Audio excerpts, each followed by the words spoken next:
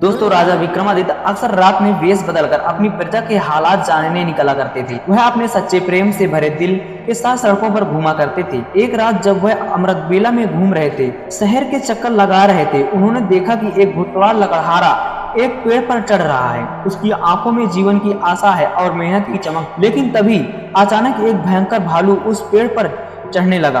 राजा ने आश्चर्य से देखा कि भालू कैसे उस पेड़ पर चढ़ रहा है, क्योंकि यह आमतौर पर भालू की आदत नहीं होती। युवा लकड़हारे ने जब भालू को देखा तो उसकी धड़कनें तेज हो गई। डर के मारे उसने पेड़ की शाखा छोड़ दी और सीधे धरती पर गिर पड़ा। उसकी जान चली गई। वहीं भालू ने पेड़ से नीचे उतरते ही अपनी असली पहचान बदल ली और एक खूबसूरत लड़की का रूप धारण कर लिया। राजा विक्रमादित्य दूर से ये नजारा देख रहे थे। उनका मन जिज्ञासा से भर गया।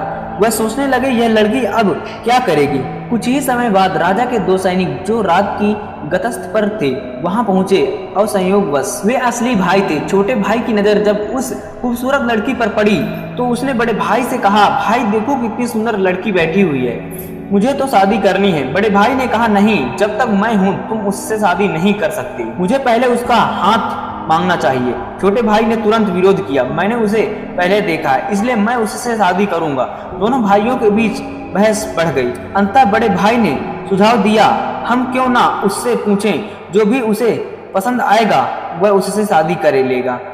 जब दोनों भाई उस खूबसूरत लड़की के पास पहुंचे, बड़े भाई ने पूछा, हे सुंदरी, तुम कौन हो और यहाँ क्या कर रही हो। वो लड़की ने जवाब दिया, मैं पास के गांव में रहती हूँ और अपने पति की खोज में इस जंगल में घूम रही हूँ। छोटे भाई ने पूछा, तुम्हारा पति कहाँ है, अगर तुम चाहती हो तो हम तुम्हारी मदद कर सकते हैं। लड़की ने मुस्कुराते हुए कहा, मैं अभी अविवाहित हूँ और एक योग्य व्यक्ति की खोज में हूँ। छोटे भाई ने गर्व से कहा, हम दोनों भाई अभी भी अविवाहित हैं, तुम चाहो तो किसी एक से शादी कर सकती हो। लड़की ने एक शर्त रखी, मैं उससे शादी करूंगी जो तुम दोनों में से सबसे बहादुर और शक्तिशाली होगा। यह सुनकर दोनों भाइयों ने लड़ाई शुरू हो गई। अपनी बहादुरी साबित करने के लिए उन्होंने अपनी तलवारें निकाली और एक दूसरे को घातक चोटें पहुंचाई। अंततः दोनों भाइयों ने एक दूसरे को मार डाला और लड़की ने खौफनाक तरीके से हंसते हुए एक दिशा में चलना शुरू किया। राजा विक्रमादित्य जो दूर से यह सब देख रहे थे, एक कदम और बढ़ते हुए उस लड़की का पीछा करने लगे। लेकिन इस घटना ने उनकी सोचने की शक्ति को जकड़ लिया। सूरज की किरणें धीरे धीरे चमकने लगी, पर राजा विक्रमादित्य अपनी भूख और प्यास को भूल चुके थे। उनकी जिज्ञासा उस रहस्यमयी लड़की के बारे में जानने की थी। लगभग 200 कदम चलने के बाद राजा विक्रमादित्य की आंखें फिर से चौंधिया गई। अब उस खूबसूरत लड़की ने अपना रूप बदलकर एक जहरीले नाग का रूप धारण कर लिया। वह नाग तेजी से आगे बढ़ा। नाग ने एक नदी के किनारे पहुंचकर कुछ क्षण रुका और फिर अचानक नदी में कूद गया। राजा विक्रमादित्य उस किनारे पर खड़े होकर यह सब देख रहे थे। थोड़ी ही देर में नाग ने एक नाव पर छलांग लगा दी, जिसमें लगभग 20 से 25 लोग सवार थे। जैसे ही नाग ने नाव में प्रवेश किया, वहां अफरा तफरी मच गई। लोग अपनी जान बचाने के लिए नदी में कूद पड़े। जो तैरना चाहते थे वो तैर कर किनारे तक पहुंच गए और जो नहीं तैरना चाहते थे वो डूबकर मर गए। कुछ समय बाद नाग फिर से नदी से बाहर आया और नदी के किनारे चलने लगा। विक्रमादित्य ने उस नाग का पीछा करना जारी रखा।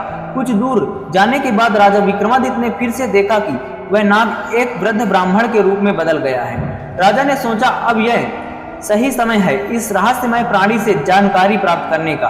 विक्रमादित्य तेज कदमों से उस ब्राह्मण के पास पहुंचे और हाथ जोड़कर नमस्कार किया। वृद्ध ब्राह्मण ने भी हाथ उठाकर अभिवादन स्वीकार किया और आशीर्वाद दिया। राजा विक्रमादित्य ने वृद्ध ब्राह्मण से पूछा, हे ब्राह्मण देव, तुम कौन हो। ब्राह्मण ने निराशा से कहा, क्या तुम नहीं देख सकते मैं एक ब्राह्मण हूँ। राजा ने फिर से कहा, तुम झूठ बोल रहे हो, तुम ब्राह्मण नहीं हो। ना ब्राह्मण ने चिड़चिड़ाते हुए कहा, फिर तुम मुझे बताओ मैं कौन हूँ। राजा ने कहा, तुम वह नहीं हो जो तुम दिखते हो। ब्राह्मण ने उत्तर दिया, जो भी हूँ मैं, तुम्हें उससे क्या मतलब, तुम अपने काम से काम रखो और अपनी राह देखो। राजा विक्रमादित्य ने दृढ़ता से कहा, मैं तुम्हें बिना सच जाने नहीं छोड़ सकता, तुम्हें सच बताना ही होगा।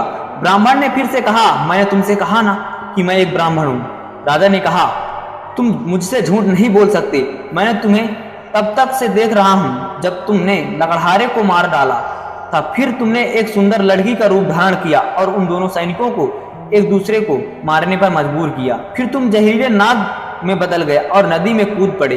तुम नाव पर सवार लोगों को अफरा तफरी मचाई। अब तुम एक वृद्ध ब्राह्मण के रूप में हो। सच सच बताओ तुम कौन हो? राजा विक्रमादित्य की बातें सुनकर ब्राह्मण ने कहा, अगर मैं नहीं बताऊंगा तो तुम क्या करोगे? राजा ने अपनी तलवार निकालते हुए कहा, जब तुम नहीं बताओगे तुम्हारा सर धड़ से अलग कर दूंगा। तुम्हें नहीं पता कि यह विक्रमादित्य की नगरी है। तुम इतने लोगों की जान लेकर इस पवित्र राजा के राज्य में जीवित नहीं रह सकते। अब सच्चाई बताओ। ब्राह्मण ने राजा की इस प्रशंसा पर जोर से हंसते हुए कहा,